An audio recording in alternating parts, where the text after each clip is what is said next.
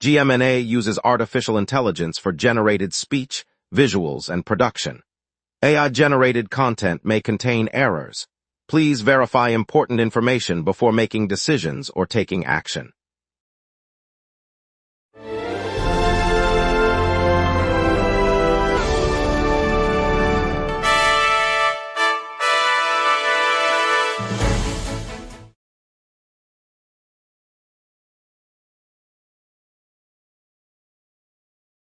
Good evening, I'm Vivian Castellanos. We'll start with the city's new buyout outreach for flood-prone Queens homeowners, then look at the sharp drop in NYC reading scores and what experts are saying. Also, free backpacks for students this weekend and a Spritz Heavy bar opening in the East Village. Over to you, Andre. The new Spritz Heavy bar, opened by Dante alumni, launches today on East Village's Avenue A, offering Italian-inspired cocktails and small plates to neighborhood patrons. The venue features a marble countertop, outdoor seating, and a menu highlighting Aperol Spritz, Negroni Espagliato, and seasonal Italian appetizers for brunch and evenings. Opening hours run from noon until midnight on Fridays and Saturdays, with a complimentary welcome spritz for the first 100 guests each night. Lots to get to, let's begin, and we'll dive straight into today's news with all the stories you need. Here are our top stories. City officials are expanding outreach to flood-prone Queens homeowners under the Resilient Acquisitions Buyout Program, aiming to reduce risk in vulnerable neighborhoods like Hollies. Raphael Brannigan has the full story. The city's Resilient Acquisitions team is now canvassing homeowners in Queens' flood-prone pockets, starting with the Hollies neighborhood, to see who might consider selling under the Climate Adaptation Buyout Scheme. Officials say the outreach aims to fill gaps where traditional flood barriers fall short, offering residents a path to relocate before projected storm surges intensify this summer.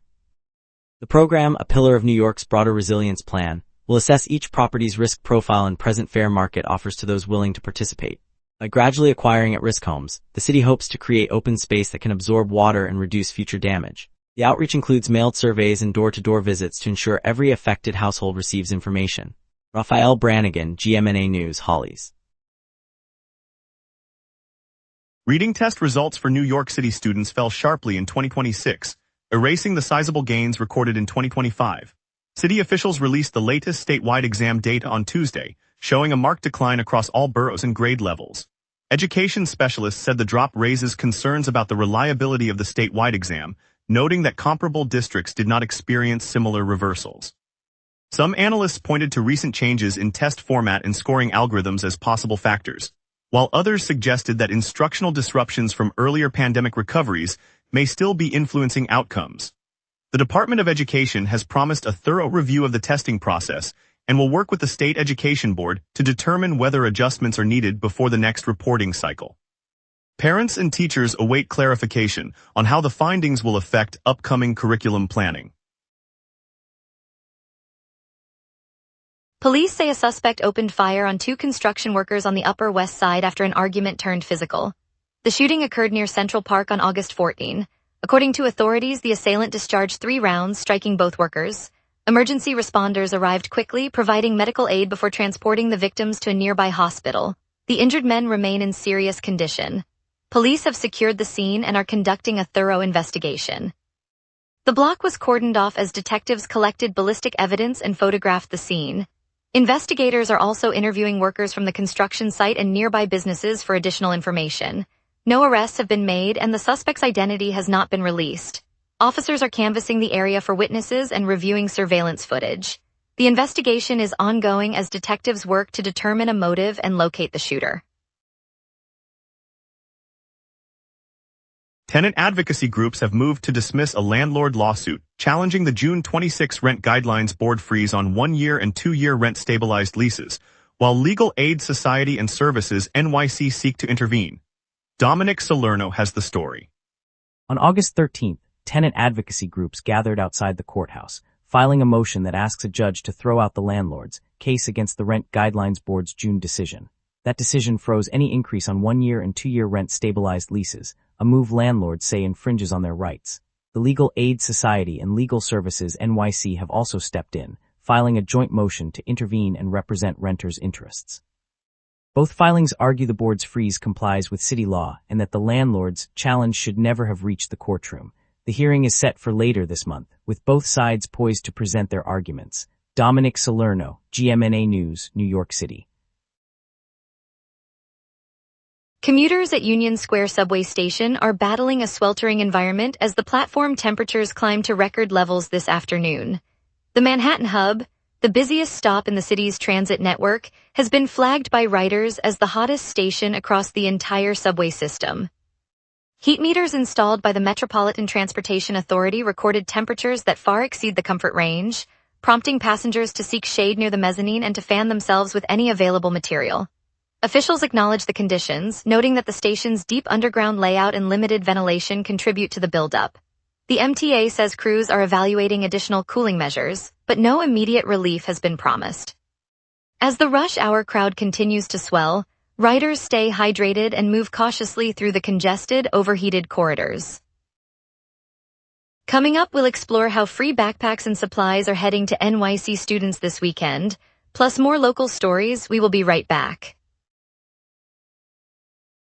Every day, important stories happen across the city before any news crew arrives. Sometimes the very first person at the story is you.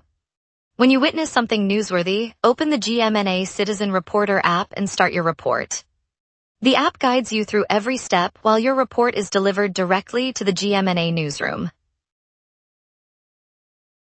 Every submission is reviewed by our editorial team, and approved reports may be featured on GMNA. Get the GMNA Citizen Reporter app today at my.gmna.ca. Your city, your news. Welcome back. City officials announced yesterday that roughly 2,000 homeowners will no longer face the newly proposed pay-to-tear tax after the administration mistakenly flagged their primary residences as secondary homes. Earlier this month, the Mamdani administration sent warning letters to 4,290 owners, indicating possible liability under the tax aimed at second home owners.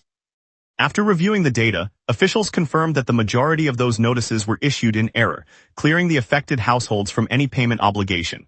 The correction follows intense scrutiny of the tax rollout and its impact on New Yorkers who rent their apartments or simply live in the city full-time. The city also pledged to reimburse any administrative fees incurred by the mistaken notices. Mayor's office said the oversight will be addressed through an updated verification process to prevent similar mistakes in future tax assessments. Free backpacks and school supplies will be distributed Saturday and Sunday across 5 boroughs, easing families facing rising rent and reduced benefits as students prepare for the 2026-27 school year. Raphael Brannigan has the full story. Parents across the 5 boroughs can collect free backpacks and school supplies this weekend, with distribution points set up on Saturday and Sunday, August 15th and 16th. The drive aims to ease the strain of soaring rents, grocery bills, and recent cuts to SNAP and Medicaid that have left many families tightening budgets. Organizers have stocked dozens of sites from Brooklyn's Sunset Park to Queens' Astoria, Manhattan's Harlem, the Bronx's Riverdale, and Staten Island's St. George, each offering ready-to-go kits for students heading back to classrooms for the 2020-27 academic year. Officials say the effort is part of a broader push to support children as living costs climb across the city. Raphael Brannigan, GMNA News, New York City. Yesterday, the New York City Council gave Staten Island's long-standing emblem official status. Councilmember Frank Morano introduced a bill that passed, formally certifying the borough's flag. The design, which has flown over City Hall and Borough Hall for over 10 years, depicts Henry Hudson's ship, a group of oystermen, and a helmeted woman wielding a sword and shield. Officials said the move turns a familiar community symbol into a recognized citywide standard. The council's vote marks the first time the flag has been recorded in city legislation, ending a years-long informal use. Residents who have seen the banner at civic events now have a definitive seal of approval from city government. The ceremony took place at a modest gathering on the Staten Island side of the borough, highlighting local pride. State legislators in Albany are moving to make egg freezing a covered health benefit after Representative Alexandria Ocasio-Cortez disclosed her own plans to preserve fertility. The bill, introduced on March 25, 2026, would require insurers to pay for the procedure, which can run into several $1,000s and is often out of reach for many women. Lawmakers argue the measure addresses a growing need for reproductive autonomy and removes a financial barrier that forces patients to choose between career timing and family planning. The proposal is now under committee review, and supporters say it would align New York with a handful of states that already treat fertility preservation as essential care. Critics caution about potential premium hikes, but the debate is set to continue as the legislature weighs the policy's broader impact. The United Federation of Teachers, led by Michael Mulgrew, warns it may block the Department of Education's revised reading curriculum unless further reforms are added, after citywide reading scores slipped following a 3-year overhaul. Raphael Brannigan has the full story. The United Federation of Teachers, headed by Michael Mulgrew, has warned the Department of Education it could block the city's revised reading curriculum unless further reforms are added. Union officials say the move comes after citywide reading test scores slipped this summer, reversing gains from the 3-year overhaul launch with their support. Teachers on the ground report that classrooms are still using the new materials, but administrators have not yet addressed the latest performance drop. Mulgrew told union members the district must present a clear plan to raise proficiency before the curriculum rollout proceeds. The standoff puts the upcoming school year's reading standards in doubt. Raphael Brannigan, GMNA News, Midtown. Let's get a look at your evening forecast with our trusted meteorologist coming up next. A high-pressure ridge anchored over the northeast, steered by a swift western jet, keeps tonight dry and warm. On this date, the city burned at 86 degrees Fahrenheit in 2024, a record set during a lingering heat wave that pushed the mid-Atlantic into triple-digit readings elsewhere. The coldest mark stands at 54 degrees Fahrenheit from 2014, when a polar front plunged down the Hudson and blanketed the borough in an early autumn chill. Normal August highs hover around 79 degrees with lows near 64. So today's temperature sits well above the climatological average, yet well below the all-time peak. The live radar shows a broad swath of clear returns stretching from the Adirondacks to Long Island, with no precipitation echoes over the metro area. That emptiness reflects the high-pressure ridge holding firm and the fast western jet slicing any moisture aloft before it can descend. With the jet steering west to east, any stray showers would be swept out of the region within the next hour. The map stays quiet as we turn to tonight's outlook. At 6 p.m., the city sits at 84 degrees Fahrenheit under a clear sky, humidity 53%, dew point 64, and a gentle southerly breeze of 11 miles per hour. Pressure is rising as a high-pressure ridge deepens, while a swift western jet at 104 miles per hour streams overhead, suppressing any lift and keeping clouds at bay. With the ridge anchored, temperatures will drift down to 68 by midnight before a modest rise to 81 later this evening. UV index holds at 7, and wind remains below 16 miles per hour from the south. No watches or warnings are in effect. With the atmosphere locked in, we now glance at the 5-day pattern. Saturday will remain under the same ridge, delivering a high of 86 and a low of 66 with bright skies from sunrise to sunset. Sunday, the jet begins to dip southward, inviting a moist Atlantic swell that will produce overcast conditions and a 60% chance of rain, while temperatures ease to a high of 79 and a low of 64. Monday keeps the cloud cover, holding a high of 81 and a low of 72, but the rain tapers off as the ridge reasserts. Tuesday and Wednesday both return to clear, warm afternoons near 84 with lows in the high 60s, as the western jet regains speed and the high pressure stays dominant. The pattern offers a brief wet spell before settling back into dry, summer-like weather. And that's your weather. Remember, the local sunset is also available as a podcast. Listen anytime on iHeartRadio or wherever you get your podcasts. Stay tuned for traffic updates, a new East Village bar opening, and how Flagler Health just secured $50 million. We will be right back. Every day, important stories happen across the city before any news crew arrives. Sometimes the very first person at the story is you. When you witness something newsworthy, open the GMNA Citizen Reporter app and start your report. The app guides you through every step while your report is delivered directly to the GMNA newsroom. Every submission is reviewed by our editorial team, and approved reports may be featured on GMNA. Get the GMNA Citizen Reporter app today at my.gmna.ca. Your city, your news.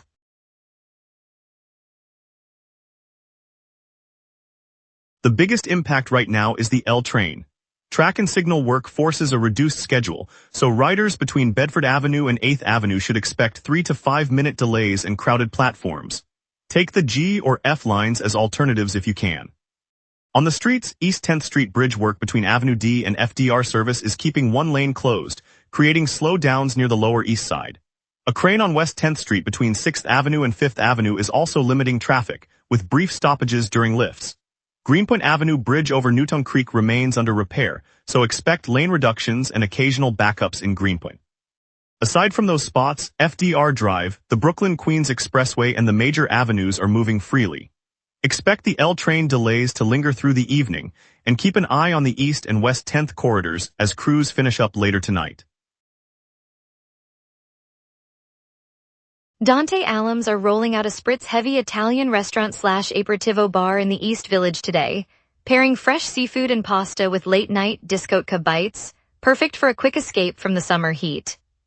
If you're looking for family fun this weekend, the Beatles Sing-Along in Brooklyn offers a kid-friendly sing-through of the Fab Four's greatest hits, a chance to belt out classics without missing a beat.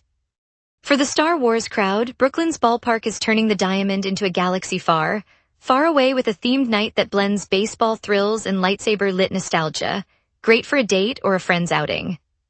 And on the Coney Island Boardwalk, the annual charity Coaster-thon will see 7 local nonprofits racing across Luna Park's 8 roller coasters for 2 stomach-churning hours, all in the name of good causes.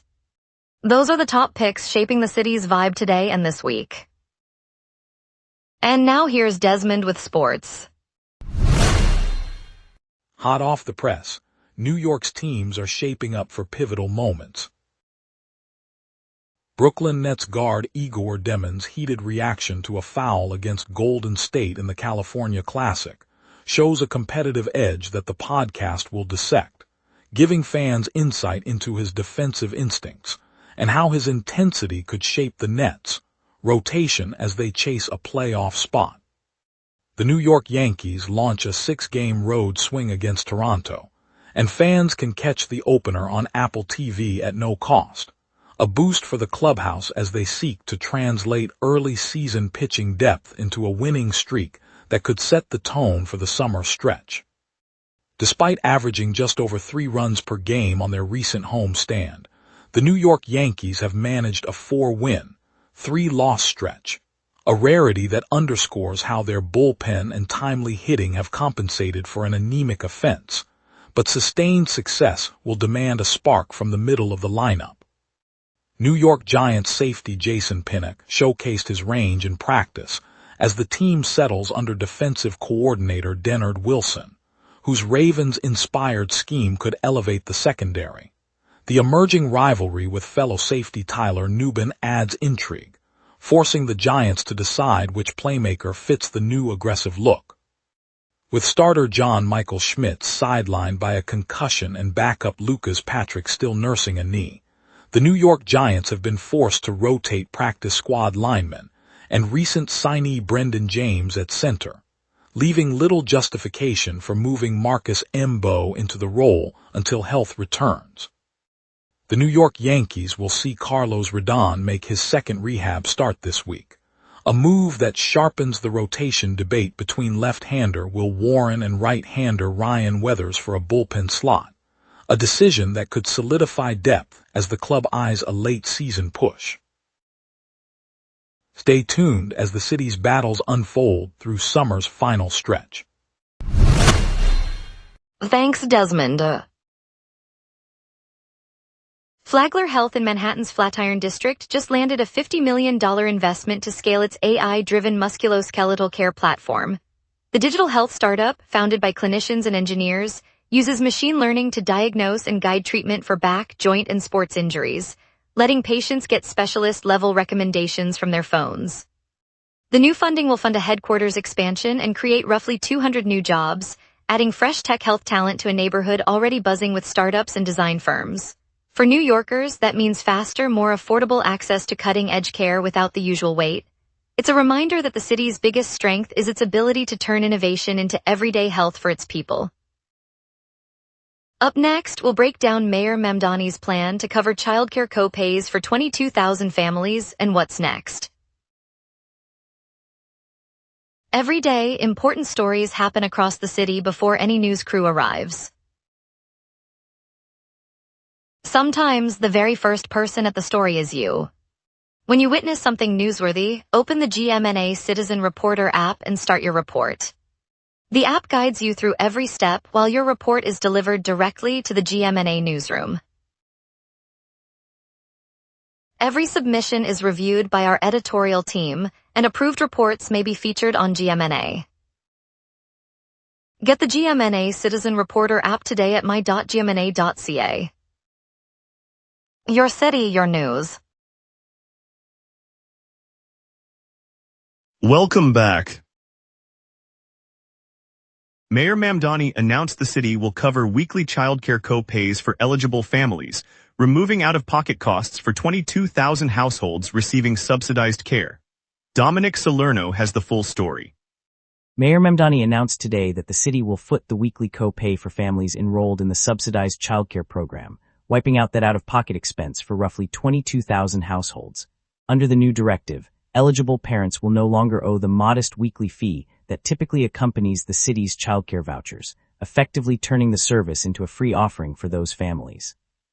The administration says the move is intended to ease the financial strain on working parents and keep more children in licensed care.